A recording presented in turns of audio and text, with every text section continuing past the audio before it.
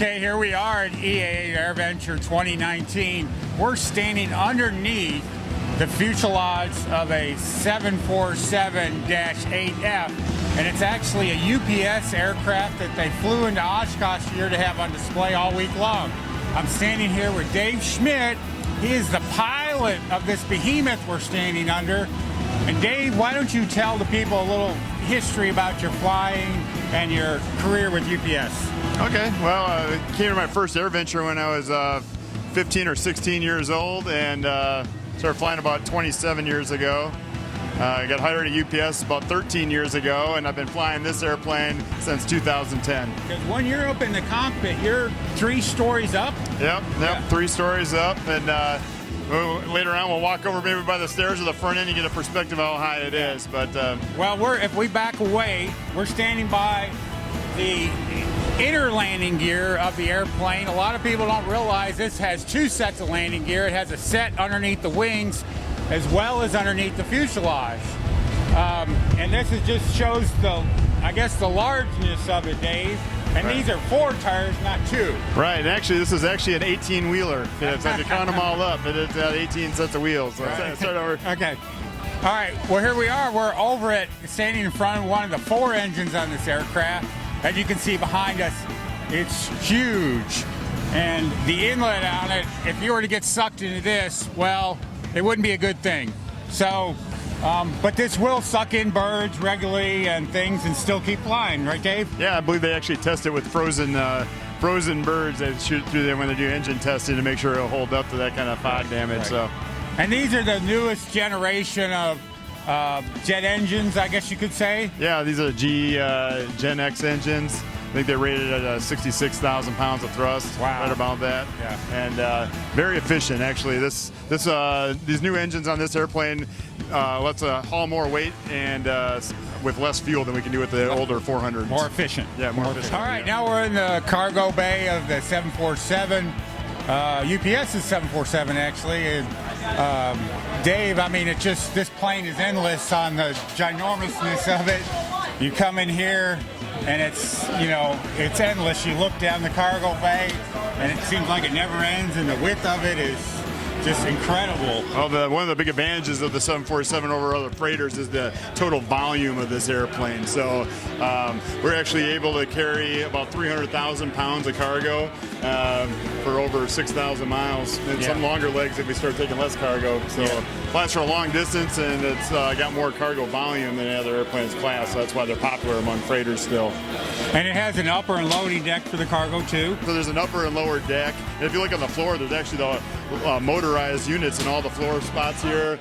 So the pallets come on here, and it's all with joysticks on the side of the wall. They can move all the pallets around and load and unload this thing effortlessly. Where the other planes, people actually have to push them on these other rollers. When you're fully loaded, got full fuel, I mean, how does this thing get off the ground? That's what I always want to know. Just raw power and a lot of speed. So it's But yeah, it takes off at almost 1 million pounds. It's a 985,000 pound max takeoff weight, and it flies like a Cessna 172. So the handle's great, and it's an amazing aircraft. Now, Dave, UPS ordered, what was it, 28 of these in 2 different batches? Yep. And one of the things I think the big features is the big front-loading cargo door that folds up. Right. You can load stuff right through the nose. Right, so that's another advantage is most of the time we can use the aft cargo door for the normal ULD containers, but with the large cargo door up there, we can drive vehicles in here and almost any length of stuff. So you could do like drilling equipment and odd-shaped cargo as well. So it's got a lot of advantages. Right. Okay, well, very good. Okay. All right, here we are in the cockpit of the 747 with Dave Schmidt. Dave, why don't you, if you could just kind of give us a quick overview of this cockpit. It's a complicated machine, but it's a new generation glass panel displays, so you don't see a lot of round dials. Other than that, it's a modern jet, so we don't have an engineer, so computers control things like the fuel and the electrics and everything. So once you have everything on and running, it's basically we just have our basic flight instruments and our navigation boxes down here. Yeah. Big change from going from flying a DC-8 to a modern 747? Yeah, this one you don't have to calculate your descent like you did in the DC-8 as much. DC-8 was a lot of math, and actually a lot less automation to say with this thing, you can really manage your energy and stuff with the computers on board. So it's a different style of flying. So we used to have to do is like watch particular instruments or gauges. We don't have to do because we have computers monitor it, but because of the nature of the ATC environment, the ways of flight, everything's gotten more complex. So we actually have a lot more complexity, even though the old mundane things that we used to have to do are monitored by computers. These cockpits are geared towards the environment we're flying in now. So I would say there's a lot more cockpit management that needs to be done, just it needs to be done differently. Obviously, we've had different technology improvements, and we've gone from steam gauges, which dials and older radios and stuff, to all multifunction displays. So these displays are nice because you can put different things on. Almost everything on each display can be moved around. So if I want to display something on one of my screens over here, I can put the environmental stuff over here, or the flight controls. If I want to go back to navigation, I can do that, and I can do that pretty much with any screen over here. So there's a lot of capabilities and functionality with these newer cockpits. All right, Dave, very good. Thank you for your time you took with us today, and happy flying with UPS. Yeah, it's been a great trip, and enjoy the rest of the week. Standing with another one of the display member teams, Sherry Roberts. Can you tell us a little bit about what you're doing here today? Well, I'm here to help show the world how great the 747 is, and just celebrate the 50th anniversary. I got started in aviation back when I was a baby, apparently. That's what my mom tells me, because she took me to the airport and I always looked at airplanes, so it all started there. And then I went into the Navy and became an air traffic controller, and then got on at UPS. So after I started working at UPS, I'd always wanted to get my pilot's license. So I decided to just one day go out and do that. And Dave is someone who helped me. He was one of my instructors and helped me get there. And I finished my commercial multi just a year ago. I'm Dave Schmitz from Louisville, Kentucky, a pilot for UPS Airlines. I'm Michelle Booth from Eagle River, Alaska, and I'm a pilot for UPS Airlines. Hi, I'm Fred Johnson, UPS Airlines from Shelbyville, Kentucky, and this is our ride.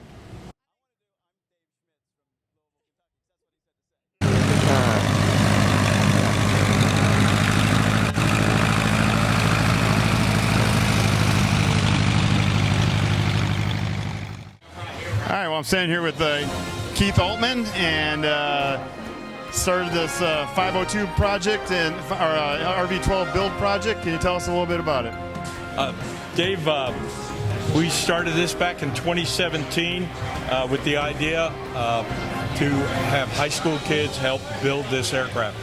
There are a number of builds worldwide going on at any one time, and this is a great way to draw kids into aviation, to give them their first step, their first taste, a place where they can make mistakes and also learn something how aviation is put together. What kind of age groups kids do we have working on this? Dave, I started out with sometimes younger, 14, but I found 14 is about the cutoff, 14 to 17. And then we also you have to have adult mentors like yourself, right, that come in and show the kids this is the right way to do it, and just follow this lead, and most of the kids will do a great job and do the best they can. And start to finish, how long does a project like this take? We've been on this for 2 years. I would have liked to have finished it in 1 year. Most builds can do it in 1 year. We got stuck between a rock and a hard place. Vans Aircraft changed the series of RV12 and went to the RV12 IS. They changed the engine, the avionics, and the entire forward section of the fuselage. And by doing that, we had to wait for the engineering. Yeah, wait for the engineering. So when they're all done, can a student pilot learn to fly in an airplane like this?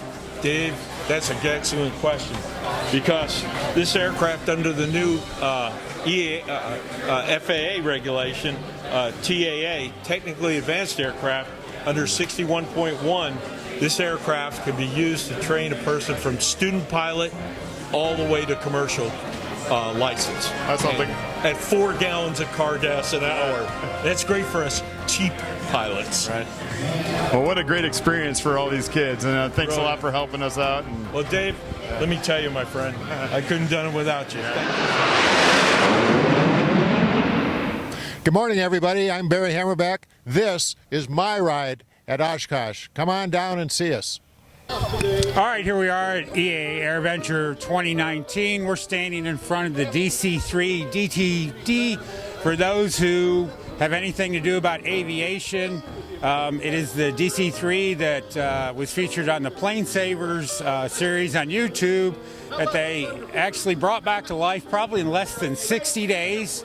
And I have with me Mikey McBride with Buffalo Airways, also Plane Savers, also Mikey McBride, and also Stella Hydorn.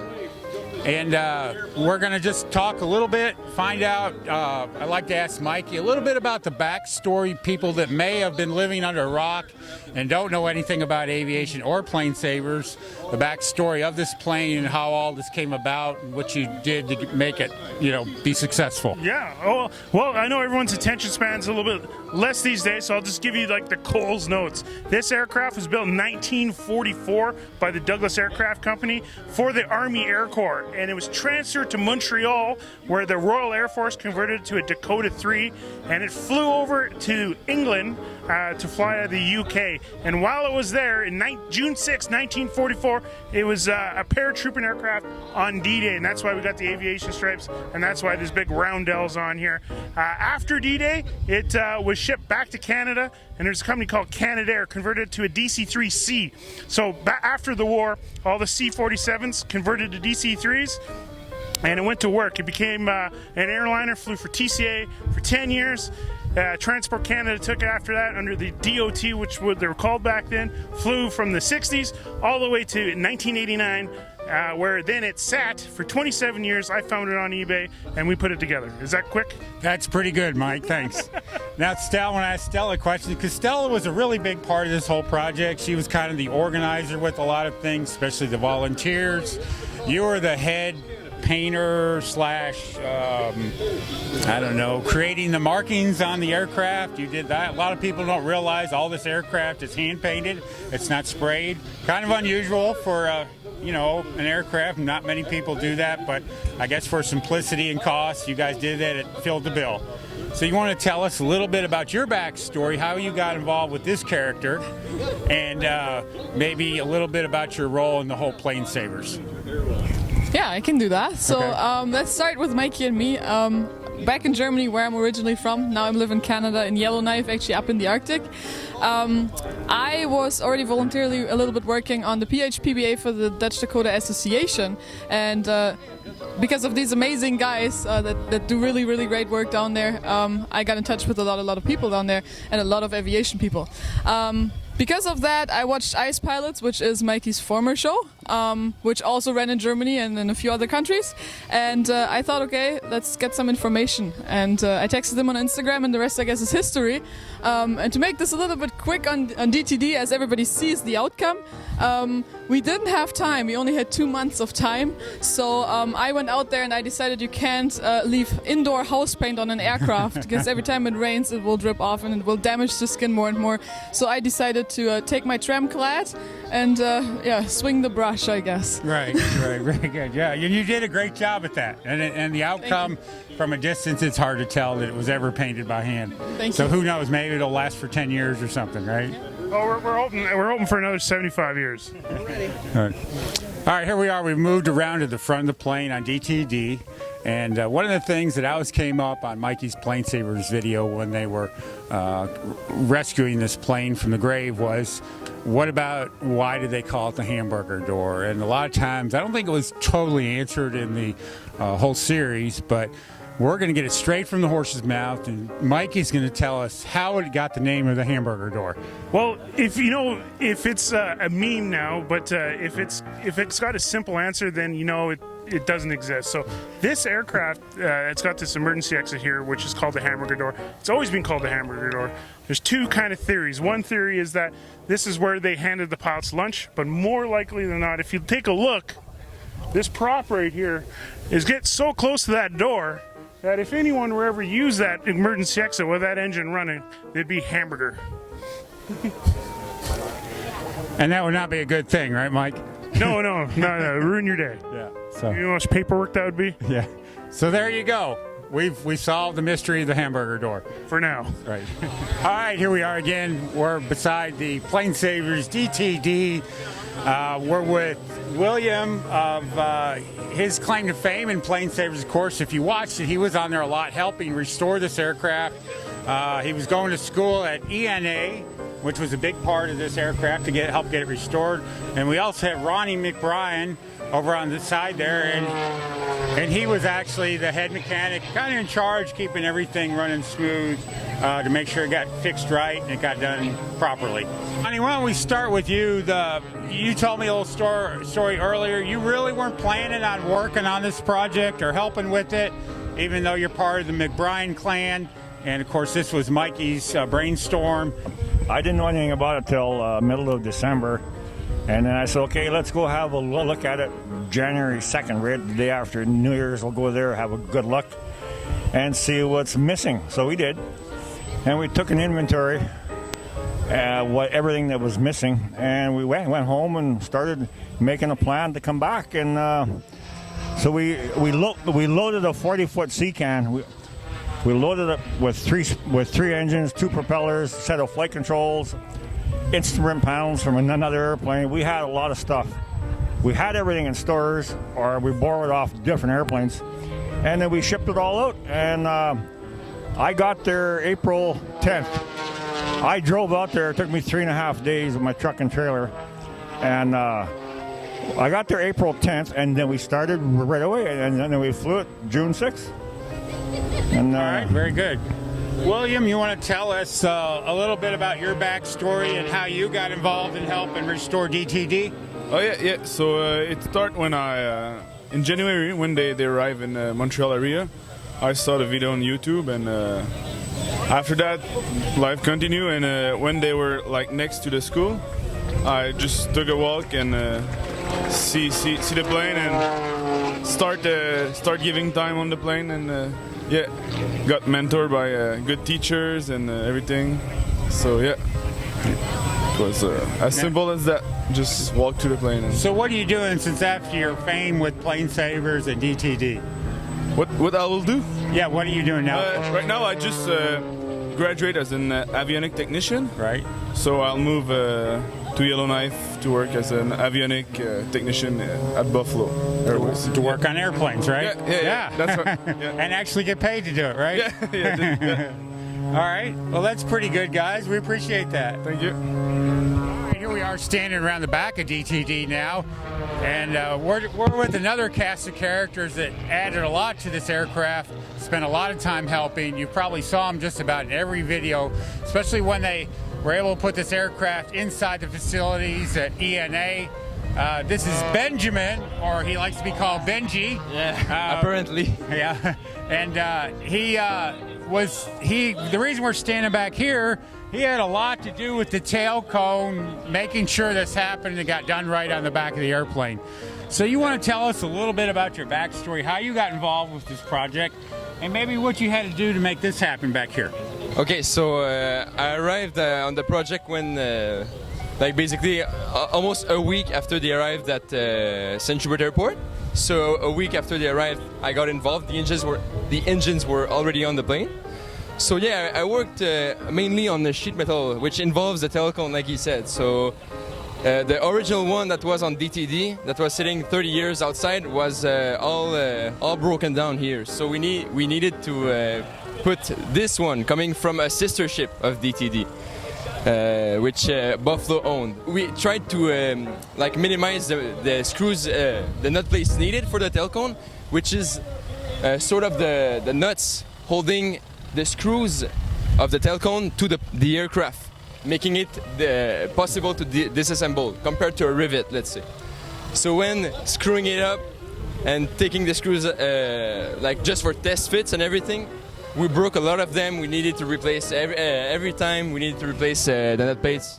When the screws, sometimes they were spinning, sometimes the head snapped off, and also hole fittings. Since it's not the same tail cone that was on DTD when this plane flew back in the days, the holes didn't match. So we needed to make doublers, make new hole patterns, all sorts of stuff. Yeah. Okay. So you guys stay tuned with Plane Savers. You probably will see more of, I'm betting, Benji. Call me Benji if you want. So, very good, Benjamin. Thank you. Thanks a lot. All right. My pleasure. Here we are again over on the other side of the plane with Mikey McBride with Plane Saver. Just wanted to talk about, this is just this phenomenal project where it just got so many people involved with donations and subscriptions to YouTube, and really the people out there made this a success story. The plane really isn't the star. We think it is a lot of times, but it's really the people that were involved in this project that were the stars of this. For sure. So I just want to take a quick second to thank all the volunteers, everybody that helped us on the airplane physically and digitally, everybody at home, everybody around. I'm really only bringing this to one air show, and that's Airventure. This is the best place in the world. As you can see, sharing the airplane with as much people. My father's in there. Look at us. Look at him. He's a tour guide up there. I just can't thank everybody enough. This has been so positive, and yeah. And I love the enhancing the audio of all the aircraft around. Thank you, everybody. This is amazing, and we'll see you next time. I'm Jonas. And I'm John, and we're from Frierson, Louisiana, and this is our ride. I'm Elisa. And I'm Priscilla. And we're from Northbrook, Illinois. And that's our ride. All right, we're here at Oshkosh. My name is Mike Patey, and this is my ride. T-minus 15 seconds. Guidance is internal. 12, 11, 10, 9. Ignition sequence start. 6, 5, 4. All right, here we are. We're at EA Airventure 2019. We're standing in front of a CH47 Chinook helicopter. I'm with Chief Warrant Officer Jason Rassi, and I'm going to turn it over to Jason. He's going to give you a little bit of backstory about himself and the role he does in the Army and his job, and kind of a little bit of an overview of what the helicopter does, its role in the Army. All right, so as he said, it's the CH47F helicopter. It's a primary cargo mover for the Army. I'm a standardization pilot for the Army National Guard out of Illinois. We're based in Peoria, Illinois. I'm originally from a small town just northeast of there, Roanoke, and grew up on a farm and just kind of got interested in aviation, and ended up going to the University of Illinois in Champaign, going through their aviation program, and ended up as a mechanic working on the Chinooks, trying to pay for college. And then one day they said, does anybody want to go to flight school? And I said, sure.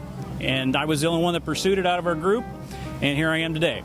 All right, let's take a walk around to the back of the helicopter and we can show them stuff inside. Okay, Chief, here we are in the back of the helicopter now. Could you tell us a little bit more of some of the unique features of this helicopter and what it can do? All right, so minimum crew on this is 3. We got 2 pilots up front and 1 flight engineer in the back. The flight engineer, he's in charge of the back of the helicopter. He's got a primary loading of cargo on and off through the ramp. We can do vehicles inside here. We can do 33 troops with seat belts. We can put litter patients in here. Everything including the kitchen sink. We can sling load things underneath, but I can't see it once it goes past the cockpit, so I've got to rely on those crew members in the back of the helicopter to guide me where it needs to go. And they're a flying mechanic. You can look around a little bit, but they service the hydraulics while we're in flight. They've got a maintenance panel to monitor the systems. For some indications I have up in the front, I only get an indication. I don't know which transmission it might be. So they're keeping me abreast of what's going on in the back of the helicopter. And also, while we're overseas, we've got a defensive door gun on the back of the ramp as well, protecting us. Okay, Chief, how much will this helicopter lift? That's what people will want to know. Okay, so if I want to go anywhere with it, typically 15,000 pounds. But if I want to lift something, technically, that structurally, the center hook can lift 26,000 pounds. But I've got to be pretty low on gas to do that. Now, for the Army, this is the biggest helicopter they have, and it'll lift the most tonnage. Is that correct? Correct. Okay. So we kind of took a pit stop to show everybody the cargo hook where they can sling load things below the helicopter. And you said sling loading stuff underneath the helicopter, you can carry how much? Well, structurally 26,000 pounds. Okay. But again, it's trade-off of weight with fuel and everything else. There's actually 3 cargo hooks. There's one underneath where you're standing and one up here that we can sling load stuff underneath. But this is the primary mission of what the Chinook was in Vietnam. This is an F model, but the A model, A, Bs, and C model that they had back in Vietnam, that was what they primarily did, is move troops and move artillery pieces around. All right, so part of that defensive, we've got the 3 door gunners while we're deployed overseas. We've got the 240 mounted here in the window. So again, anytime that we see a target that might be trying to engage the helicopter, they can engage the targets defensively, and we can evade the area, get away from that threat, and report it to higher up. All right. Well, why don't we go up to the cockpit and give them a little view of that? All right. You want to do the cargo? Here we are in the cockpit of the CH47F in the Illinois Guard. We've got 6 of these helicopters in Peoria, and that's for the unit is Bravo, 2nd of the 238th Aviation. Our sister unit's down in South Carolina. So they split the Chinooks up to kind of get them spread around the states to where we can respond to floods, hurricanes, any other natural disasters, firefighting. Very versatile helicopter, like I talked about in the back, internal cargo, external cargo. But I've got a moving map right here. I've got hover symbology over here. So I can basically go land in a field completely brown out, white out, whatever. And this helicopter, as long as I have the hover modes engaged, it's gonna keep me safe and situationally aware that if I was drifting to the side, I can make that correction and have my flight engineers talking about me about obstacles and everything else. And I also have a good information of what the plan is for where we're going, what we're doing, how much speed we're going to fly at each point, how much gas we're going to burn as we go along there, and then how much fuel will we have when we get back to where we're going. This is more of an en route. We've got flight director cues, so it's got a very, very good instrument platform. The instruments. It's very stable instrument platform. It'll fly a couple ILSs for us. It will land in your backyard if I tell it to. Okay, Chief, I think a lot of people probably are wondering, they're probably familiar and they've seen a lot of news footage from the Chinooks in the Vietnam era and the Vietnam War. And how does this differ in the cockpit from one of those helicopters? So I started out flying in the CH47D, which was the Vietnam era helicopters upgraded to similar to this version, but without the CAS, which is the Common Architecture Avionics System. We had just gauges up here. We had no situational awareness. So when I had to do a dust landing and land, in sand and in snow, I had to do it manually and get the aircraft down and get it down safely to where we didn't hurt anybody. This helicopter provides that situational awareness to where I can either program the computer to do it or I can do it manually, but I don't have to get ahead of the dust cloud. I can just come in, I can completely brown out, and I can beep this helicopter down and land in that backyard. And something we didn't talk about, Chief, is a lot of people will probably want to know how long can you fly this thing on a full fuel load? So a full fuel load, we're basically looking at about 2.5 hours. Okay. And then another versatile thing on it, I can add fuel tanks inside, and for each one that I'm adding, I'm pretty much getting another 3/4 of fuel. So, and what we can use a fare kit where we can land in a field, run some hoses out, and I could refuel that Apache over there, or I could refuel another helicopter. Because, just giving everybody that versatility of being a flying gas station. Right. Now, being a big beast, big helicopter, it makes a big target out in the battlefield, big and noisy, it's coming a long ways off. How survivable is the newer version than the older ones in the battlefield? It's got a great ASE package on it. It's keeping us abreast of what's going on, giving us warnings of other indications of any threats we might have. And again, we mitigate that by having that Apache fly along with us, or mitigate it by having other fixed-wing assets overhead when we feel that the threat is elevated to that level. Okay. All right. Well, very good. Well, Chief, thank you for your time. You've been a great help. I'm sure you've provided a lot of people watching this with a lot of info, and have a good Oshkosh. All right, now we're in the very front of the aircraft, and we probably need to touch on a subject that's kind of important, especially for the U.S. Army, is that a lot of people don't realize that in the U.S. Army, for helicopter pilots, you don't have to be an officer to fly helicopters. And Jason, you want to talk a little bit about that? So what we have is the Warrant Officer Flight Program, and basically you essentially could go high school to flight school. If you go through the interview process and get a SIF test done, get a recommendation from a senior warrant officer, you too can go through the warrant officer flight program without a degree and become an aviation warrant officer and fly aircraft like this or Apache, Black Hawk. I mean, basically anything, Lakota, anything the Army flies. And that's at Fort Rucker, Alabama, is where they do the warrant officer school, and then they do the aviation program there as well. Go Army. Okay. All right. So what do you guys think about flying the CH47 Chinook? Best job ever.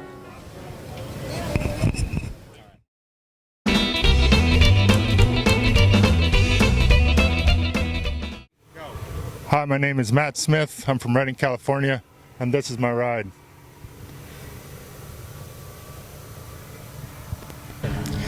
I'm Max Mercandetti from Denver, Colorado. And I'm Paul Mercandetti from Knoxville, Tennessee. And this is our ride. I'm Major Thomas, 924th Air Refueling Squadron, Air Force Reserve. This is my ride.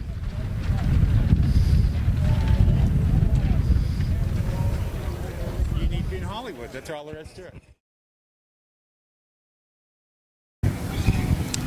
Okay, here we are at EA Airventure 2019. We're actually standing out on the flight line where they launch most of the air show performers during the air show. I'm standing here with Nathan Hammond with Ghost Rider Air Shows, a business that he runs where he actually does skywriting, which is kind of a unique business. You don't see too many people doing that. We're going to kind of find everything there is to know about skywriting and how that works today. So Nathan, you want to give the people that are watching a little bit of backstory on you and how you got into skywriting and all that? Sure. So I started off by crewing on this airplane as a kid. 12 years old, was a ramp rat, and watched the airplane every chance I could, and proceeded up the line, became a ferry pilot for it, started doing the maintenance on it, and then became the air show and the Skyrider pilot for it. So you're asking about skywriting. You've seen us here all week long at Oshkosh Airventure here. We started off Monday morning and haven't stopped. We were up earlier this morning as well. It's what is today? Thursday, I guess. Yes, it is. The fourth day of Airventure. When we're skywriting, it's kind of nice because we're up there at about 12,000 foot, so it's nice and cool. You know, it can be a little warm here in the sun, but we're up there where it's nice and cool and smooth. We can handle a little bit of wind. That's not an issue, and we just start writing everything we want. Okay, Nathan, why don't you tell the people a little bit, you know, the plane we're standing behind, what it is, how it performs, because obviously this is the machine you use to do the skywriting with. Sure, yeah. It's a 1956 de Havilland Chipmunk, or at least it was, experimental exhibition now. We converted it by clipping the wings, so we took about 3 feet off each wing, enlarged the rudder, we reskinned everything, the wings and the fuselage with heavy material, and then of course firewall forward is completely different. We've got a Lycoming IO 540 on the front there that's putting out about 360 horsepower. And I guess the key, too, with skywriting is you got to have a pretty speedy aircraft. We got to have a fast airplane, although more than speed, I'm looking for an airplane that can handle altitude. So we're up at 12,000 foot. I need an airplane that can pull 3 or 4 Gs up at altitude. And then the most important thing is we carry a lot of smoke oil. Right. I've got about 30 gallons, a little bit more, 30 gallons of smoke oil on board, and we're flowing 2 gallons a minute of smoke oil. That's how we get those really nice, bright white letters up there and can fill the sky. All right, Nathan, I'm sure probably a lot of people watching this will be very curious on know how this thing works with the whole smoke oil process and the mechanics that go into that and how you make that happen up there in the atmosphere. All right. So smoke is actually pretty straightforward. We take a lightweight paraffin oil. Aeroshell has oil. We like pure white. It's really good stuff. Gives us really good smoke.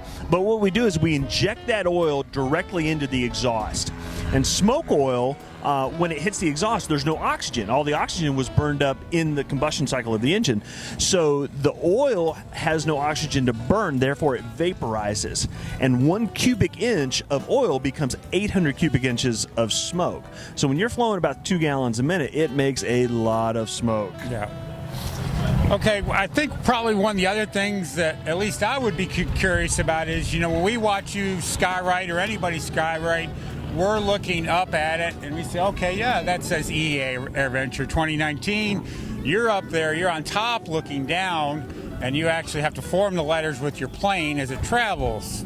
What's the process that goes into that? So the first thing is the airplane has to be second nature. You have to be able to fly the airplane intuitively, instinctively. So I've got about 3,000 hours just in this airplane alone.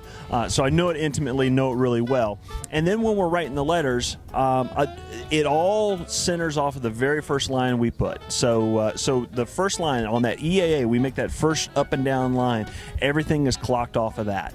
And then the trick is, and the best analogy I can give is, go home, get on your riding lawnmower, put it in high gear as fast as it'll go, and don't stop. And turn the lawnmower blades on and off, and then try and write your name in the grass. That's what skywriting is. Okay, that kind of sums it up. That's pretty simplified. Yeah. That's the best way I found to describe it. The one thing is that people are always asking, "Hey, can I go with you? Can I go skywrite?" And I tell them, you can, but here's the issue. We don't stop. We can't write, 4 letters in and stop.